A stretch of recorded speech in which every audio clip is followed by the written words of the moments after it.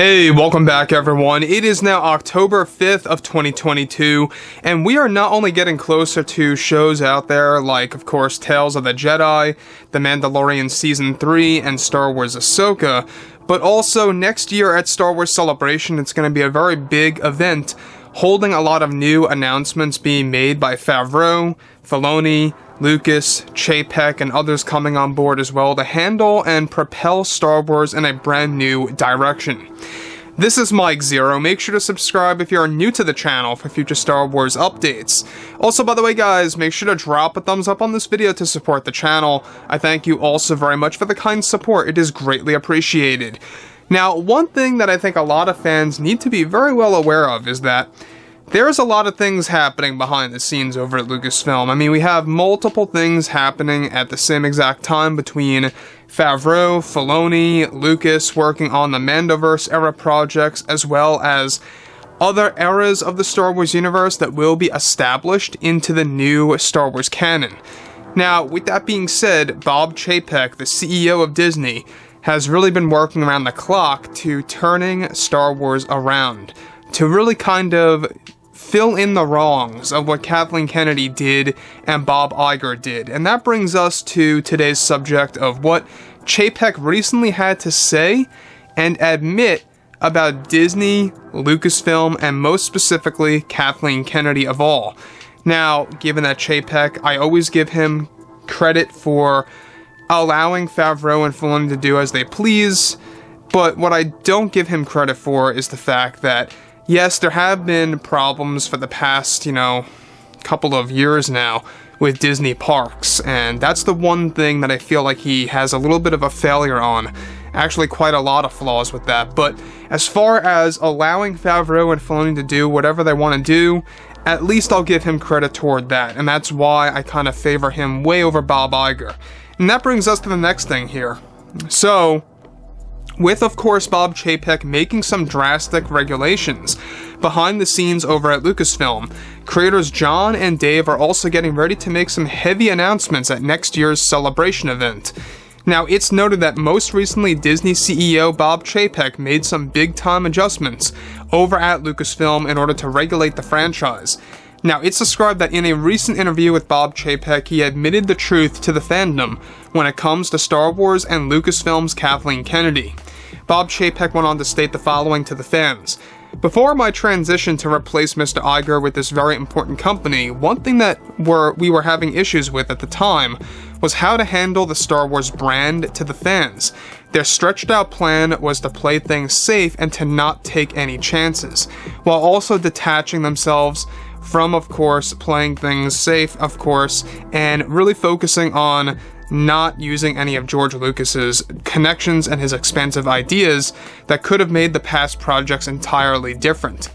Chapek continues, one thing that Iger wanted when it came to the Star Wars franchise was to intentionally not create a plan for those three films right off the bat from the start, since they were finding it very difficult on exactly what they wanted to do.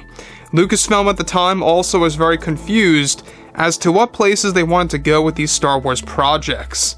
I want to pause here quickly for a second before I get to the more detailed stuff of what Chapek says here. This he is 100% correct on. The fact that they never had a plan right from the beginning with these three movies, of course, we're talking about episodes 7 through 9, that is.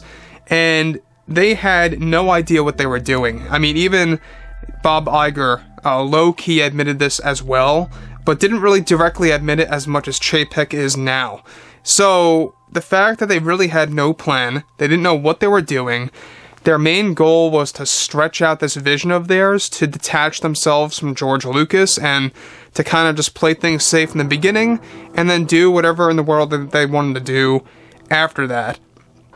So basically, it almost felt like when you guys watch The Force Awakens, you can see the callbacks to A New Hope. I mean, that's obvious. That was their overall plan, and that's what Chapek is saying, is that was them 100% playing things safe because they did not know what in the world to do with such a big franchise, and everybody was just very confused as to exactly how to handle something if they are detaching themselves purposely from George Lucas. It's almost like they were shooting themselves in the foot, you know? I think that if they had George helping out from time to time, I think that things would have really worked out differently. And by the way, George tried to actually help out with these Disney movies. A real horror story, actually, is that after George sold Lucasfilm to Disney for a lot of money, right? After he sold it to them, he actually learned about the direction they were going in, something that he did not even closely or remotely expect to happen. And that's why George tried to convince them, the Disney executives that is, to get on board, to help them actually, you know, regulate the sequel trilogy movies, because he just thought that this was going in the wrong way overall. Now, continuing, he goes on to say, Miss Kennedy also wanted to treat Star Wars as something new and would not allow George, even on set, intentionally, to set the mood that something new was coming and original. This is why he had actually made our mistakes, and it's my goal to aim higher and to really connect with those that grew up with the franchise and to create an everlasting effect on the fans like George did all those years ago. At the time with Iger, it was never about evolving George's vision. It was always about testing the waters to see what works and what doesn't work, but instead they forgot about the magical effect this franchise has on these fans by following a simple formula. Now, I like what Chapek mentions here. The fact that this franchise has a magical effect on fans by following a simple formula. That's very interesting how he put it that way.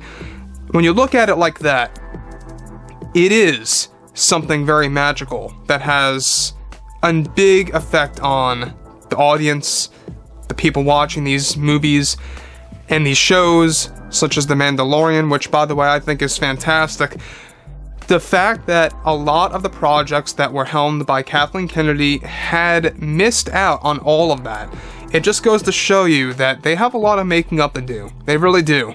And that's what Chapek is basically saying here, is that there's a lot of damage to be fixed, but we're going to fix it. And that's what he's promising. Now, sure, they've had some speed bumps before in the past, such as with KENOBI and Boba Fett, but that's all because of the fact that those two projects, by contract, had Kathleen Kennedy involved because they were previously either A, going to be a movie or a trilogy of films. So, we had the Boba Fett movie that got cancelled, then the KENOBI movie got cancelled, then it was going to be a trilogy and that got cancelled. So a lot of those story elements got transferred over into the shows.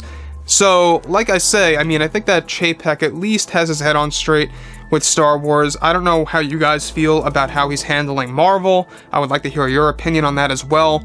But as far as Star Wars goes, of course, you know, there's a lot to be fixed. There's no denying that. You know, and maybe this is damage control. You know, maybe this is them getting desperate to turn things around. Who knows? But if it turns out great, it turns out great. That's fine. You know, I think that John and Dave are going to do an excellent job. And, you know, we really got a little vision of what they can actually do.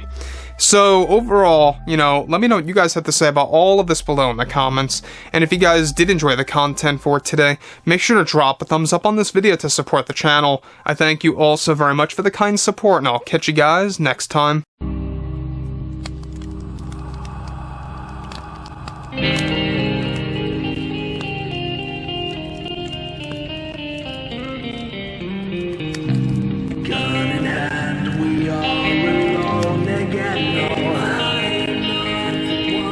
From night to moon, we hear them moans again.